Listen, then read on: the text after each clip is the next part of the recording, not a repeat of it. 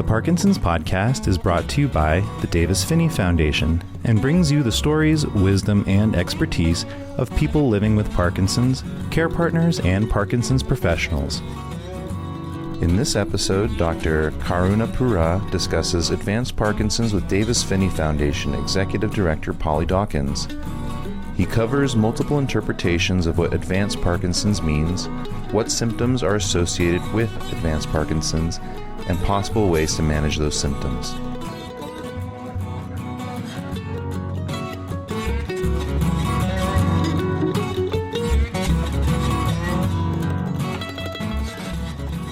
Dr. K, welcome back.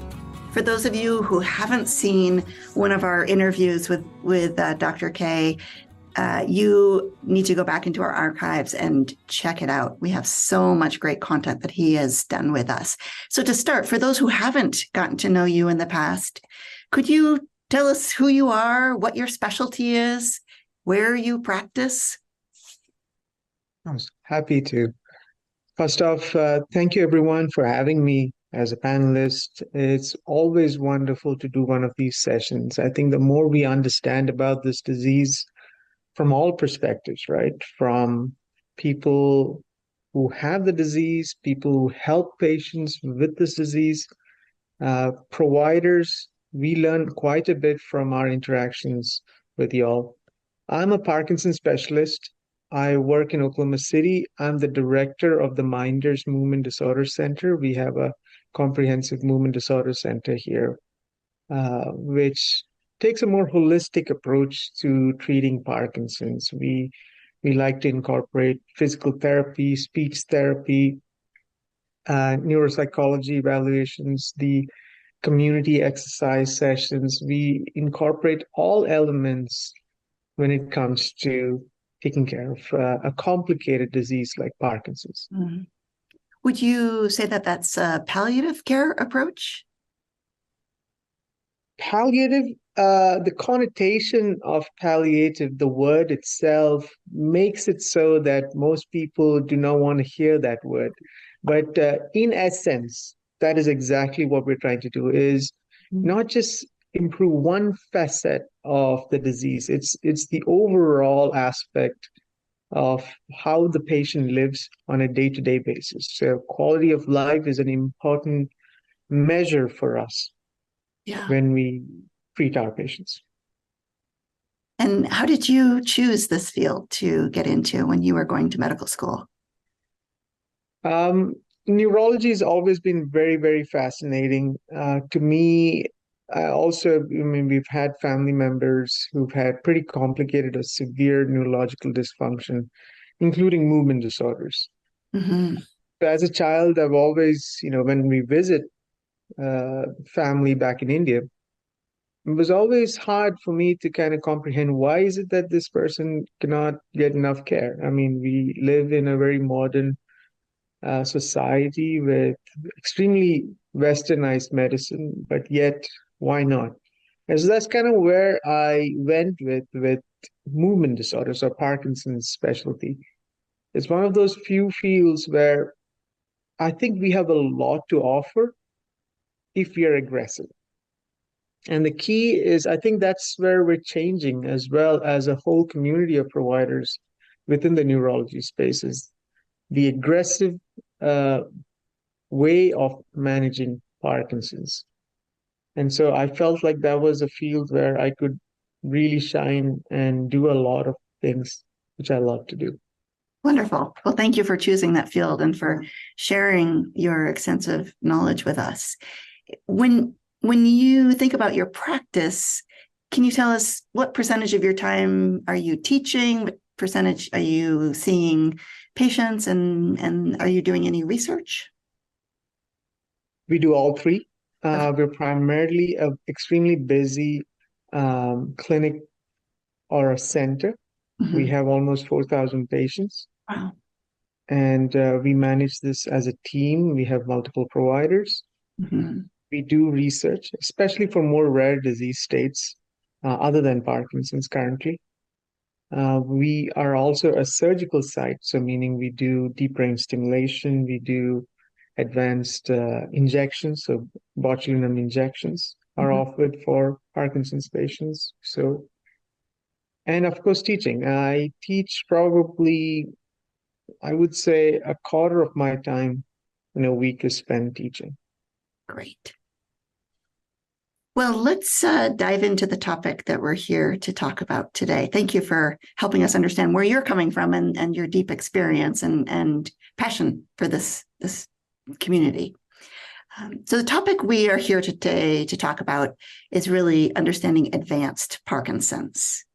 As we dive into that, can you help us sort of define or understand what is the term advanced Parkinson's? What does that mean to you as a clinician and to our audience?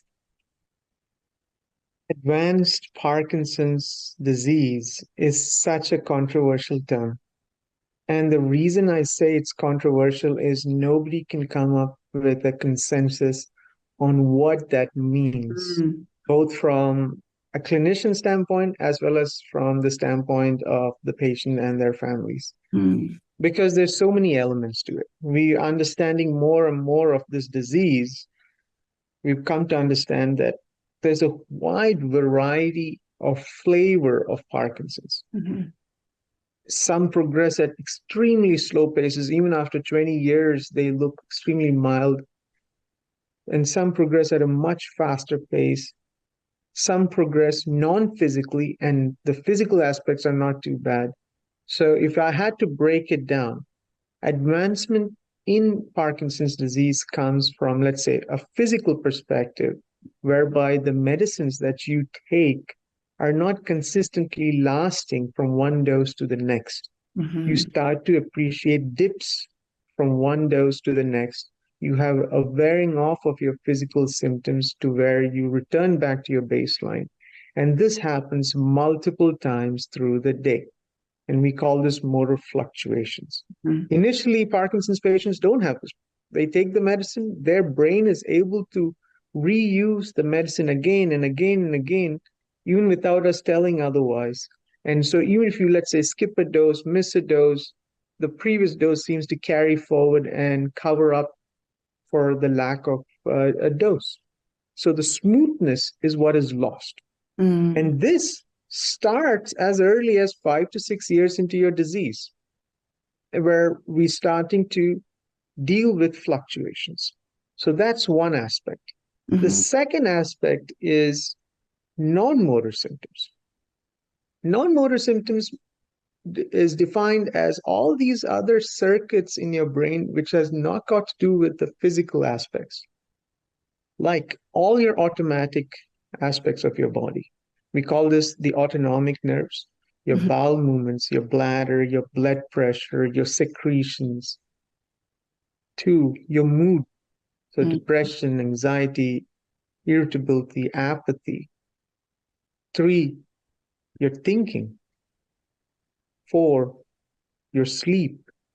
These are all aspects which start to deteriorate, and very randomly for each patient. So one person might have the worst constipation possible, and the next person doesn't have that issue.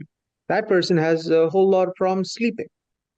So you start to get to a stage where your non-motor symptoms are becoming intrusive to your lifestyle, either to your work, your social engagements, or your personal day-to-day hobbies or day-to-day living. These things start to become very intrusive. So when you have intrusive non-motor symptoms, again, we would like to use the verbiage advanced. The third scenario, of course, is looking at it from the standpoint of disease duration. Again, a lot of us from a clinical perspective or research perspective look at the disease duration, the number of years you've experienced a disease. And so if you've gone like 10 plus years with the disease, then we start to use the verbiage advanced Parkinson's disease. Again, this goes back and forth on the timeline, but this is one of the traditional ways in which we consider it advanced. And then finally, one of those non-motor symptoms takes a much bigger toll as the years go by, which is cognition, thinking. Meaning eventually if you live long enough with the disease, most Parkinson's patients can get a dementia or Parkinson's disease dementia. So when you start to get into dementia with Parkinson's, there too we use the verbiage advancement. So physical, non-physical aspects, which is your non-motor symptoms, start to get intrusive. 3, the disease duration. 4, once dementia starts to kick in. Now, we can break advanced Parkinson's disease into several segments: advancement in motor, advancement in non-motor, and also to the end stage where we like to use the verbiage palliative stage of the disease, where that's typically where you have so much of multiple different systems being affected, and the motor symptoms are not very well controlled at all with our standard medications. That's sort of the stage where we invoke the term palliative Parkinson's. Thank you for that primer. That's helpful. When I know the term dementia, that fourth thing that you talked about, dementia is frightening, that word, to many people. Can you describe a little bit about percentages and what dementia really means when you're talking about advancing Parkinson's? There's always some element of cognitive dysfunction, even when you first start the disease. That's not what we define as dementia. So a lot of people are inadvertently, afraid to bring this up because it might be like they're endorsing that they've taken a milestone or a step forward. Searching for your words as you speak. You can't, that fluency is not there. The flow is not there. You pause a lot in your conversations. You walk into a room, you forget why you went in there, and you start to think, what was it that I wanted to do? Multitasking starts to get a little bit more tricky. These are many times seen very early in the disease, and it's got to do with dopamine dysfunction in your brain overall. So you will notice this as many times the medicine surges into your system, your fluency picks up. As the medicine drops, the fluency drops. This is not what we are calling dementia. So this people will experience early, middle, and that's okay. By true Parkinsonian or Parkinson's disease dementia, I'm defining it as multiple daytime confusion. Like you have confusion spells through the day. Multiple times you're falling asleep through the day. When you're waking up from your sleep, you tend to be disoriented. You're not fully aware of, is it morning? Is it afternoon? Are we going to Dr. K's clinic? No, that's tomorrow. So you have to be reoriented. And almost always with this cognitive decline, you get the classic hallucinations, which usually are visual, but other forms can happen. Paranoia or delusions kick in along with this. And a lot of acting out or REM behavior disorder, acting out in your sleep, starts to happen at this stage. Typically, if let's say a person's getting this in their 60s or 70s, I'm expecting Parkinson's disease dementia to be in the 13th, 14th, 15th, or even later down the road. So it's a very long disease, and we're talking about the lag end of the disease where we're starting to catch this flavor of dementia. So let's say somebody's getting it in their 30s or 40s. Remember, younger patients who get Parkinson's, the same 15, 20-year disease is now stretched to 30, 40-year disease. Mm-hmm. Like all those milestones are stretched. There too, at that lag end of that 30, 40 years, yes, that will happen on average. But it is not something you have to think in the same timeline. Like, that other person who got it in their 70s after like 13, 14 years developed dementia. So I'm going to get it at that same pace. Not at all. Okay. Now, there is a subset of Parkinson's disease which tends to advance faster into the cognitive decline. These are usually older individuals with what we call akinetic rigid, or very stiff with balance dysfunction. And so with postural instability, these individuals typically tend to get non-motor symptoms at a much more aggressive pace. Does it suggest that everybody who gets Parkinson's will eventually move into a state of having dementia, or is that just, again, Because it is a progressive disease, right? So the question is, what is your natural lifespan? Mm. If you are lucky enough to live into your 80s, 90s, and live with this disease long enough, it's eventually going to take a toll on the cognitive circuits. However, as with most of us, we lose warranty on some other organ way before we hit 15, 20 years with Parkinson's. Mm. So we die of natural causes way before we ever get to end stage. So I tell patients, brand new to the diagnosis, that don't worry about what is at the end. Live your moments day to day. That is, it's way more satisfying to live like that, because more often than not, we never get to those stages. Okay. That's because really. it's such a slow disease. Mm-hmm. So as we're talking about today and thinking about our audiences all over the board in terms of where they are in their Parkinson's journey, if you will. And so what advice do you have for folks who are saying, well, where am I today? And what should I be looking out for? If I'm a care partner, what should I be looking out for? And what do I have to do to help my person? The first aspect which care partners have to learn is to understand this concept of motor fluctuations, meaning this individual will not be having smoothness through their day, and many times they're not cognizant that they are dipping. So it is many times the onus is on the care partner to detect that, like, this person is not really lasting from one dose to the next, that he or she is shuffling more towards the end, or the tremor is coming back a little bit more towards the end, or his speech patterns are changing. So understanding motor fluctuations. And an extremely simple and easy way to achieve this is keeping a simple diary whereby you jot down every hour how the person's looking like.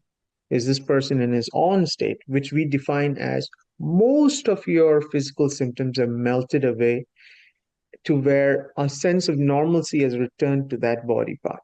There is no tremor, it's not stiff, it's not stuck, and the person's able to activate the body parts almost normally and go about their business. Off is the whole return of those symptoms, whereby you are getting back to your baseline without any dopamine left in your gas tank. You're slow, you're stiff, you're tremulous, you're shuffling, you have a lack of expressions on your face. So basically, jotting down is at 7 a.m., woke up feeling off. 8 o'clock, on. 9 o'clock, on. Like this, if you start jotting down through the whole day, within 2-3 weeks of doing this, you start to see trends for yourself. Almost always, like from 11 to 12 o'clock in the afternoon, I seem to be off. There seems to be a stretch at 6 to 8 o'clock at night where I tend to be dyskinetic, the too much movements. So these are trends which we start to see, which helps you identify these gaps in your day, number one. Two, it helps providers like myself get a better understanding of your day and tweak your medicines appropriately for that. It doesn't mean you have to live with this. You see why it's so important? Because if you're not cognizant of these dips and you come in and you state that things are relatively fine, or you're having too many dips in the day, but you can't discern the difference, you just come in and state that I'm not doing well. What do you mean you're not doing well? The medicine's not kicking in? Is it kicking in and wearing off too quick? If they don't have answers for us, it's very hard for us to tweak the medicine regimen or add a second medicine or a third medicine to make their physical state better. So first step, getting a good sense of gauge on how this person is fluctuating or not fluctuating in a day. Two, start to account those non-motor symptoms. Be aware of, is this person getting up often to go pee? Is bladder a problem? Is this person evacuating their bowels 4 days, 5 days? So constipation. Are they starting to get moody? You understand their personality better than any of us. So are they starting to get apathetic, not motivated to go exercise? Any of those elements, keeping an understanding of what non-motor symptoms are and if they're starting to get intrusive to this person's lifestyle. Mm-hmm. These are all elements, if you can keep for yourself and let us know on the visits, we're able to address it. If you don't tell us about it, or we don't proactively ask about it, this goes missed completely. Mm-hmm. And it might be taking a significant toll on this person's life, the non-motor aspects of the disease. You only have one or two opportunities to see your clinician, or you don't have somebody as experienced as you are, or a specialist like you. How do you recommend that we navigate this as, people living with Parkinson's, care partners, make the most of And the. I'll be the first to admit always, there's never enough appointments or slots in a day to see all our patients. I mean, I wish there was a gazillion Parkinson's specialists and we all had just 100 patients to take care of. We would have enough time for each and every patient. The way we structure this in our clinic is at least patients need to be seen 3 times a year minimum, if not 4 or more, based on whether they get procedures, etc. So 3 to 4 visits a year is what we're looking at from a neurological perspective. Now, you may or may not have access to a Parkinson's specialist, meaning they've done extra years of training or fellowship for just Parkinson's. Regardless, if your access to a neurological care is 3 to 4 times a year, that's very good for advanced Parkinson's, meaning if you're starting to have motor fluctuations, if you're starting to have non-motor symptoms, or if you're aging into your disease, you're like 10 plus years into your disease, or you're starting to hit dementia, these are times where we need at least 3 to 4 visits a year.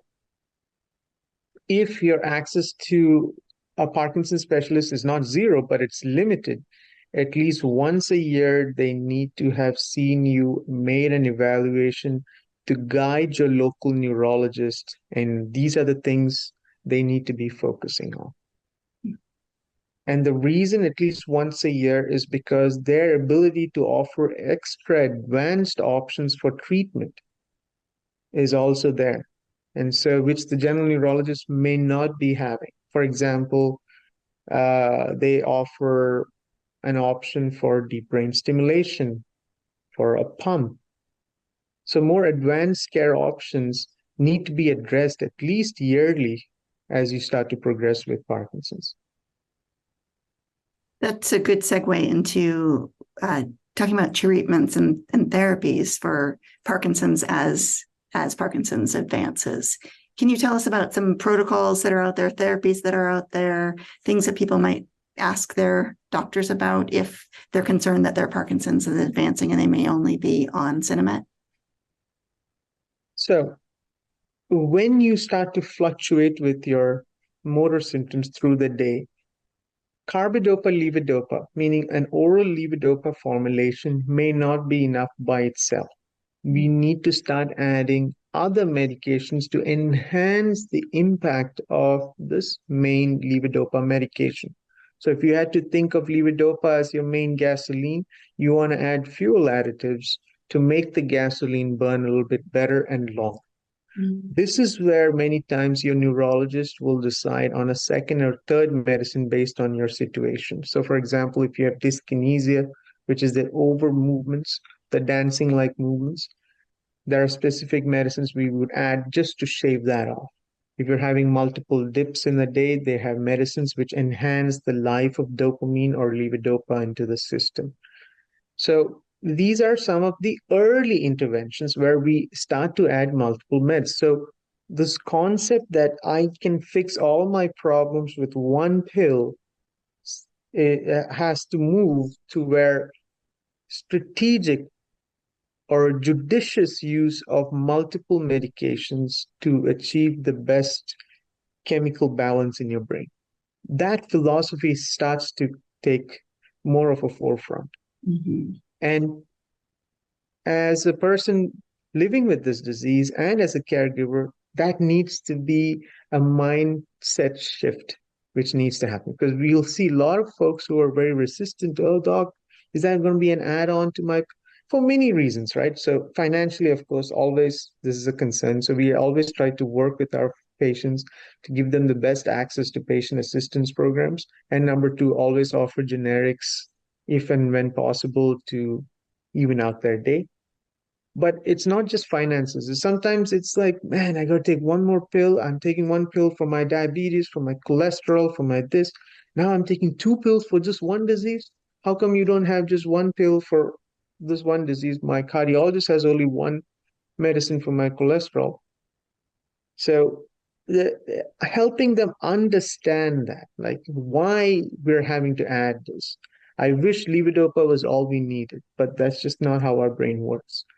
And also, as we progress into the non-motor state of the disease, we start to have advanced medication options for constipation, for bladder, for your mood, for any hallucinations, for sleep, for acting out in your sleep, for thinking. So again, we're adding and adding and adding, again, different sets of medicines which do different chemical balancing in your brain compared to what we do with levodopa and dopamine. Mm-hmm. So understanding that, hey, I'm going to be navigating into a space where multiple meds will be used and accepting that, that's a very good first step. The second thing is surgical options, like we talked about with pumps and brain stimulators, is an advanced option. Third is using injections like botulinum injections to help with extreme tightness in a body part, like your foot's twisting in, your toes are curling in, your neck's kind of twisted or tight, so where you can't look to one blind spot, the other blind spot's easy to look at. These are things which can be corrected with botulinum injections. You have too much drooling, we inject your salivary glands and cut down the drooling significantly. These are options that we can offer as well. Then comes physical therapy and speech therapy. Physical therapy and speech therapy needs to be reassessed and reevaluated once every year minimum. Mm. As you start to get into your sixth, seventh, eighth year into your disease. Why? We're trying to nip in the bud some of the major issues which happen as Parkinson's patients progress. The four bad ones which gets you into the hospital: falls, pneumonias or infections, usually from aspiration because your throat muscles are weak, and three, hallucinations. So falls, how do we prevent? We have to be appropriately dosed. If I'm not taking enough gasoline, my dopamine's not enough in my brain, I'm going to be slow or I'll be fizzling off much faster. And during those moments, I'm shuffling, tripping, falling. So appropriate dosing. Two, am I strengthening my cores and the big muscles which connect my limbs to my trunk? Because the more strengthened your core muscles are, you're not stooping forward. You're able to use your tight muscles to pull or bring back that stoop to a more neutral position where your top part of your body is, the weight of it is transferred directly to your pelvis and to your legs. If you're stooping forward, all that top weight is being propelled forward, so you tend to stumble and fall. When you strengthen the muscles which connect your limbs to your trunk, these are the same muscles you use when you stretch out. Spread your legs when you take a trip. Reach out with your arm to stabilize yourself. If they're not strong enough, you're not going to be fast enough to recover when you trip or fall. So physical therapy becomes really useful. Speech therapy, because your volume starts to take a dip, that's the first sign that what's coming next, which is swallowing issues, the same set of muscles. So the initial warning sign is that your voice is dipping. So if care partners are able to detect this, like people are constantly asking this person, speak louder on the phone, or you're constantly repeating questions to this individual, that's when you start to realize this person is not speaking loud enough. They're trailing off towards the end of their sentence. That's when we're supposed to catch them and do speech therapy. Not after their voice has gone down, they're choking on food, clearing their throat excessively. That's already past to the point where they're having swallowing issues and probably having aspiration. Because we want to keep those throat muscles strong enough to where you're not accidentally aspirating your drool in the middle of the night when you're sleeping, silent aspirations. Two, when we're eating, drinking, accidentally some of it is trickling down the wrong pipe. These are things we're trying to prevent because all of that carries bacteria from your throat to your lungs, and we get multiple pneumonias. So PT and speech therapy. So even if you don't have access to a movement specialist, request that from your neurologist proactively. Hey, doc, he's not had physical therapy since March of last year. Can we have a repeat assessment and see if there's something we can tweak or improve?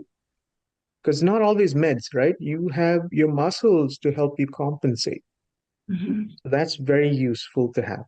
Actively seek out the third step is actively seek out community engagement where people are congregating together to learn about the disease, exercise together. It's usually support groups. Why is this so useful? First off, whatever you learn with your physical or speech therapist is what you're re-engaging and doing in a group basis. So most of us, including myself, once we're done with therapy, we forget about doing these exercises. These are supposed to be sustained through the year. To having a group and being engaged in that helps us sustain this unless we're that strong in our willpower and we're able to do this consistently at home.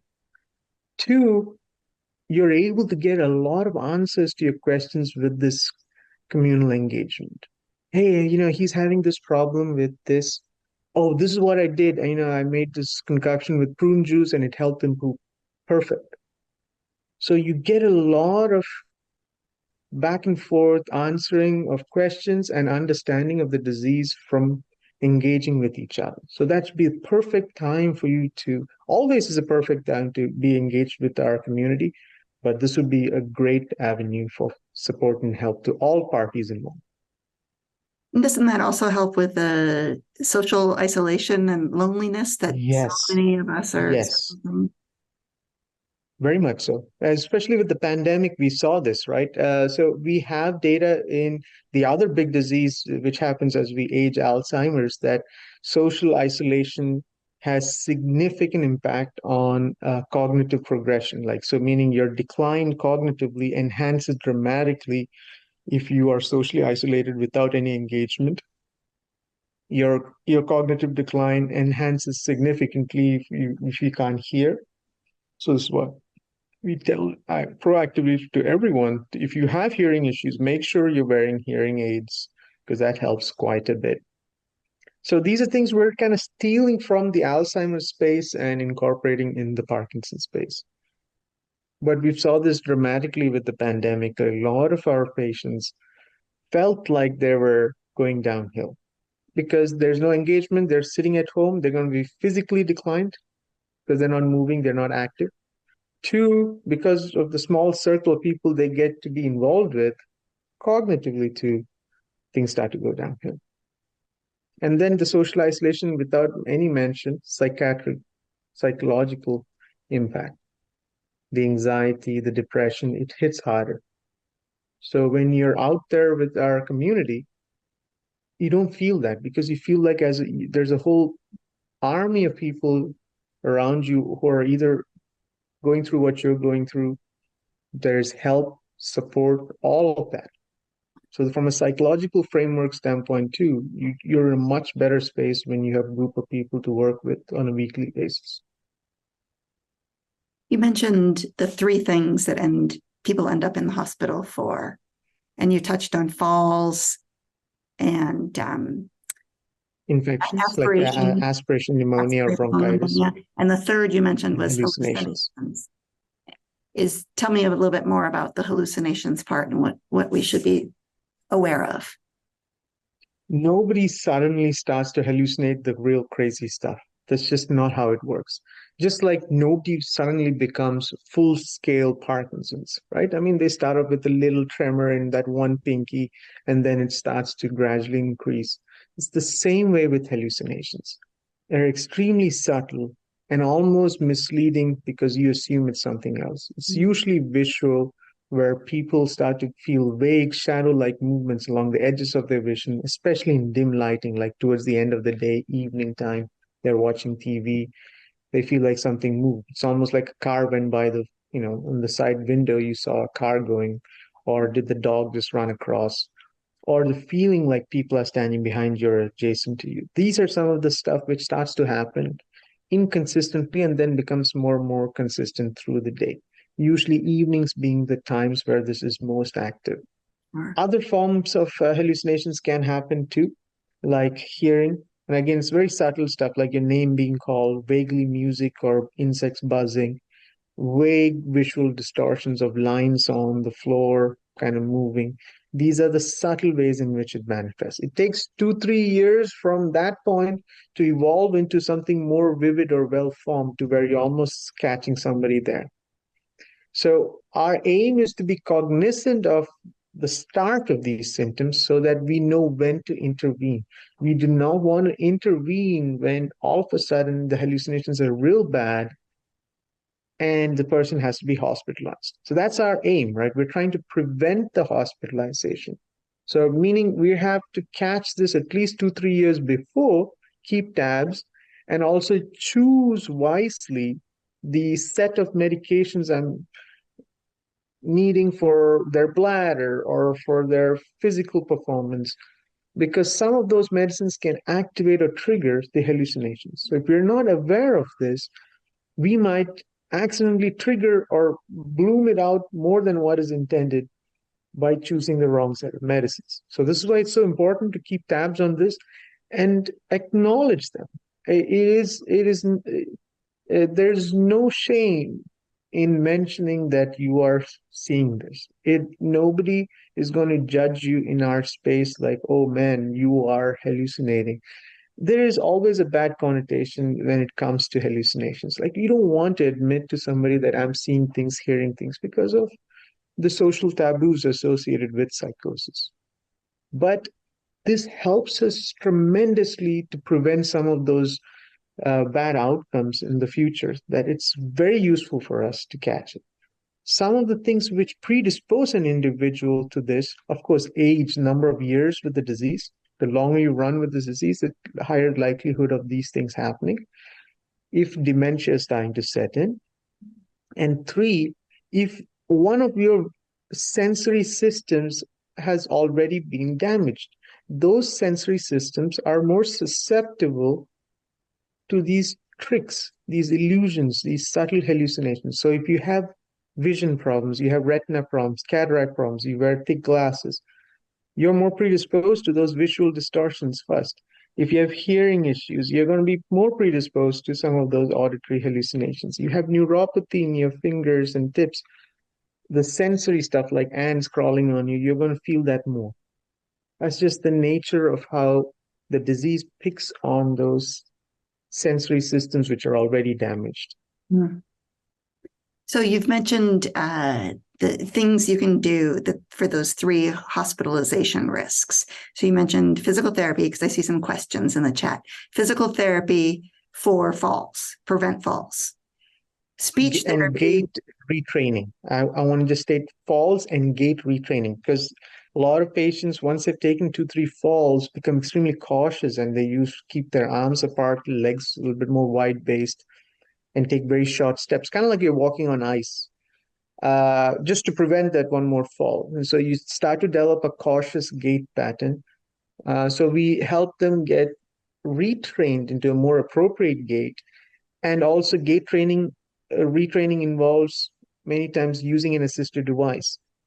So when the therapist assesses the patient and they see that this person has a separate balance problem, along with their shuffling, they have to recommend the most appropriate assistive device. Like, is it going to be a cane with 4 prongs? Is it going to be a walker with brakes, without brakes, whatever it is, and then train them to how appropriately to use it. Because what happens is most of us will inherit the walker from my grandma, my mom, and now I'm using it. It might not be appropriate for you. You don't know how to use it right. You're just carrying and walking with it. There's so many people that we see who use their assistive devices wrongly. So that's why gait retraining and core strengthening. Weekly, I'd love to say daily, but daily exercises, simple regimens which improve your cores. Like our therapists like to say, if you can just stand up 10 times every hour on the hour, clock chimes 10 o'clock, you get up 10 times. Ideally without using your hands, but if you have balance issues, push off with your hand. And now 11 o'clock, again, same thing. Go back to doing what you were after standing up 10 times. This activates your thighs, your buttocks, and your lower back. Within 2-3 weeks of doing this, for as long as you can remember through the day, if you did this, you will notice that you're more taut in your trunk, lower trunk, and you're more upright. You're not so stooped. Simple exercise. Don't get overly complicated. Don't try to do 1 hour sessions. Do very simplistic ways. I like to tell folks who've never exercised for the last 20 years, start off with 5 minutes of exercise. Don't even break a sweat. 5 minutes, that's all I want from you. Just go do whatever it is that you're doing, light weights, something, 5 minutes, and then go back to drinking your coffee, watch TV, I don't care. After 3 months, make it 10 minutes. Mm-hmm. So it'll start to feel like it's a joke. It feels easy on my system. Don't start off with 30-minute, 1 hour sessions because you're going to burn out. So this is very, very important. Daily or weekly exercising, either as part of a group community or by yourself. Therapy assessment at least once a year. Then you have the speech component. Again, the same thing. Speech therapist assesses you once a year at least to make sure you're not swallowing problems or the volume issue. Practice those exercises daily to weekly. Weekly, either as part of your community engagement. Daily would be, it's hard, right? I mean, how do we do these volume exercises in your home, especially if other people are staying there? It sounds like you're screaming. I tell folks, incorporate that to your daily life. If you drive to buy groceries, sing loudly to nobody's hearing you.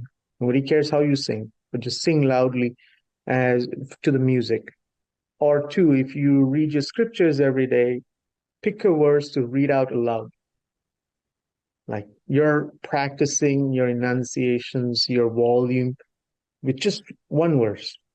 Or if you have a book or a magazine that you read, just one paragraph. Mm-hmm. Read it out loud and then the rest you're good. So just slowly incorporate daily routines. Those sustain long. And then noticing and talking about hallucinations is the third thing. Somebody asks, it's good to catch it early. Somebody asks, why would somebody need to be hospitalized for hallucinations? Because let's say when it starts, for what would flare up hallucinations? Inadvertently taking too much of levodopa or dopamine. There are certain Parkinson's medicines which activate it, non-Parkinson's meds too, like bladder medications. They can activate hallucinations. So when we give too much of a medication, or number two, infections. Anytime you get an infection, especially a UTI, urinary tract infections, it will precipitate or activate your hallucinations. Three, any disturbances in salt levels, like so you're dehydrated, it's this hot sunny day, you sweated a lot, lost a lot of salt. These are all situations where you can activate your hallucinations. And then finally, any procedure which involves anesthesia. If we didn't know you were having subtle hallucinations, and then you go in for a day surgery procedure, that gets prolonged into a 3-day hospital visit.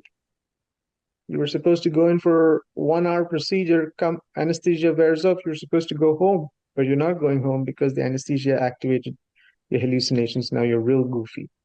So these sort of scenarios all of a sudden makes your subtle hallucinations, or maybe just the person oddly standing there is what you see, that morphs into real severe hallucinations where you are not, you are completely believing that this is real to you. You're confused. You're stuck in your head that this hallucination is happening. You start to get paranoid about your own care partners and other people around you, that they're plotting things against you. Things get pretty bad to where we have to stabilize the person in-house in a hospital setting, give them strong IV meds many times, or IM, meaning muscle injection medications, to suppress those hallucinations. Mm. And when we use those sort of strong medicines, the downside, just from a chemistry standpoint in your brain, is that those strong antipsychotics will many times slow or clamp down your motor system. You become very slow and stuck.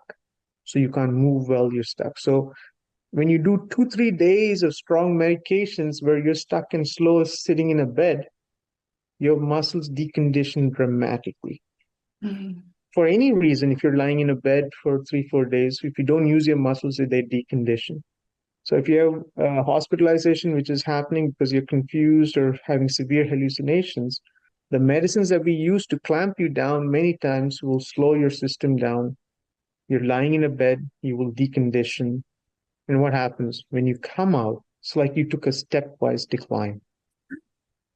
You were here, it's not even a gradual. It's like 5 days later, now you're here. You're more stooped, you're more stuck, you're more tremulous. And that happens because of that lack of mobility when you're hospitalized. So we want to prevent that. Why Absolutely. take stepwise declines? Because if you have several of these attacks, you had a pneumonia for which you had to get admitted. You fell and busted your kneecap and you had to be hospitalized. You had a hallucination with the surgery for your kneecap fracture, whatever it was, that leads to another prolonged stay. 3 such stays in a year, you take 3 steps down. What's supposed to be a 15, 20-year disease, now we're contracting it. Mm. We're getting to the more advanced stages more faster than what was intended. And it takes much more time for us to pull back up. So prevent it. That's the point. It's like an oil change. You're doing it so that your car doesn't break down. You don't do it after the car breaks down. Boy, that's such an important missive. Sorry, I got a little feedback there. Sorry about that. Got another question in the chat here about if a person, Peter asks, if a person with Parkinson's has really advanced quite drastically, when do you consider hospice, or when do you consider a more aggressive approach? He talks about de-prescribing and really changing their life. So when you reach the stage where, from a care partner standpoint, let's say, when you reach the stage where managing all aspects of this person's life is getting harder because there's too many motor complications, meaning the person's getting too stiff, too slow, random disruptions to their physical performance, needing much more support with transitions, meaning they have so much balance issues that they need help with transitioning to dining room, going to the bathroom, taking a bath. So the physical aspects are getting hard, or the non-motor aspects are starting to get hard. Patients having to go to the bathroom to pee very often in the middle of the night. Constipation issues to where we have to manually disimpact the constipated stool. Thinking decline to where patient has a lot of confusion or hallucinations. So any sort of these scenarios where it is taking a toll on the care partner to manage all aspects by themselves is where you start to ask for assistance. If you are financially well off to have sitters at home who can help you, aides who can help you, that is great. If not, hospice is a great option whereby you get all this extra support coming in from a palliative standpoint. Mm-hmm. Before we even get to the stage, we have to plan our transition of our care team too. So what used to be a neurologist or neurologist with a Parkinson specialist or a Parkinson specialist team taking care of you, we usually tell folks, make sure you have primary care. Because many times an engaged neurologist or a Parkinson specialist ends up taking care of your constipation, your blood pressure, your bladder, your sleep. We almost look like the primary care, but I'm not the primary care. Mhm. I'm not your internist. That's another person who has many times access to the hospital, so meaning they can admit you to the hospital. So these are important elements to have in your team. So having primary care, ideally geriatric medicine. Mhm. So geriatricians is an important step to take. So it might be hard for you to break away from your primary care doctor who you've seen for 20 years, but the geriatric medicine specialists, they are internists who handle patients with brain disorders like Parkinson's, Alzheimer's. They have more training in that.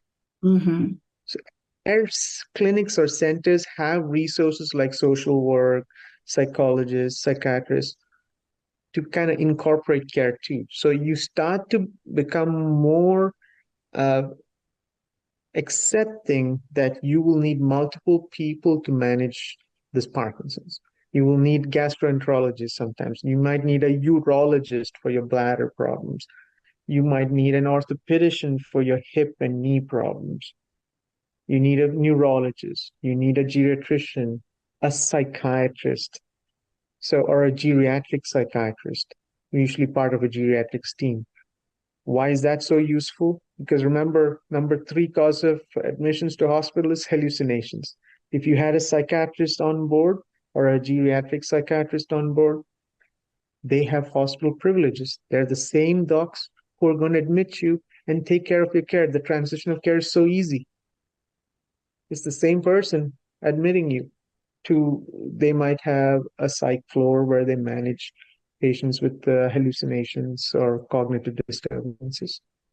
So those are all important elements. So having multiple providers for those sort of care Mhm. early enough so that when you step into this zone, you have already the backup that you need.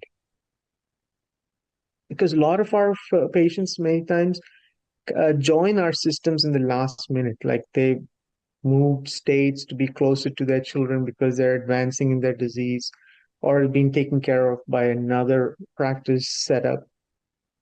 We get patients who are slightly unprepared, and they're the ones who have the extreme frustrations towards the end, to the last stages of the disease, because they're they're overwhelmed by, okay, I'm not getting all the support I can get from my primary care because that's not their role. You need to have a psychiatrist, you need to have that gastroenterologist. These are all elements that have to come in together. We could talk for hours. There's so much great content that you know and can teach us. I wonder, as we think about wrapping this conversation up and knowing there'll be many conversations after this, is there anything that you were hoping that we would touch on today that we haven't yet touched on? I think we've done very well in covering all the aspects when it comes to advanced care. I think some take-home messaging for both folks with Parkinson's as well as care partners would be to be more cognizant, more aware of these nuances Mm-hmm. as they start to happen.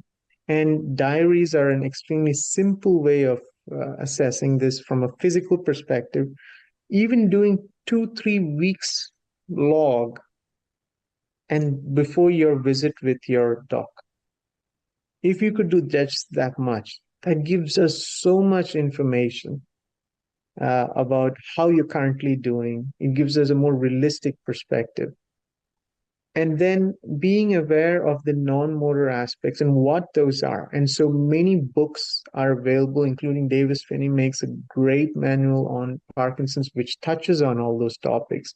So being well read about the topic is very useful, because when they start to happen, you know, aha, this is that. And it's starting to happen. And this is something I need to address on this visit with my neurologist. And they may not be comfortable handling that non-motor aspect. They might at least push you in the right direction to a gastroenterologist or a urologist. So keeping weekly logs, at least for 2-3 weeks before your visits, is very important. And being cognizant of your non-motor symptoms.